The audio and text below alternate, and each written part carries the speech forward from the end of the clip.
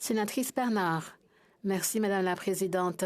Honorable sénateur, je suis ravie de prendre la parole aujourd'hui sur la terre algonquine et ma tâche aujourd'hui est de saluer la détermination et le courage de M. Eddie Carvery qui a manifesté pour que justice soit faite et pour que sa communauté Africville soit restaurée.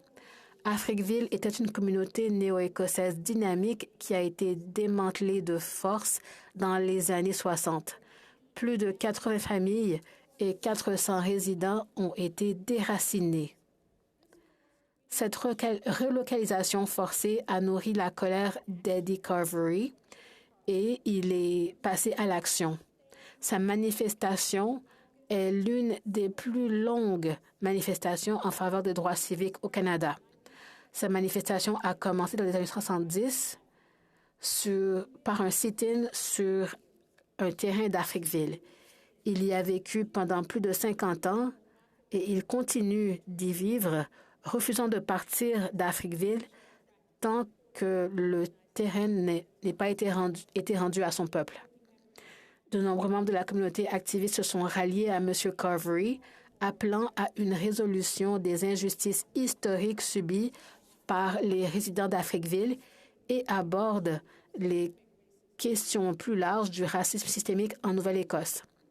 En 2010, la ville d'Halifax s'est excusée pour la destruction d'Africville et a créé le Fonds de patrimoine d'Africville pour superviser la revitalisation de l'histoire de la communauté. Les débats continuent sur la portée de ces réparations, mais nombreux sont ceux qui soutiennent la mission d'Eddie Carvery qui vise à obtenir des réparations pour le racisme systémique et les préjudices intergénérationnels causés par la relocalisation des habitants d'Africville. Comme l'a dit M. Carvery lui-même, j'ai été sur le terrain, j'ai eu 6 crises cardiaques. Notre Seigneur a pris un vaurien comme moi et m'a donné cette grande opportunité de me battre. J'applaudis Genealogy, mais notre combat ne fait que commencer. Fin de la citation. Aujourd'hui, honorables collègues, je vous invite à vous joindre à moi pour rendre hommage à Eddie Carvery et à son engagement en faveur de la création d'une société plus juste et plus équitable. La lutte contre le racisme et la discrimination systémique en Nouvelle-Écosse est loin d'être terminée.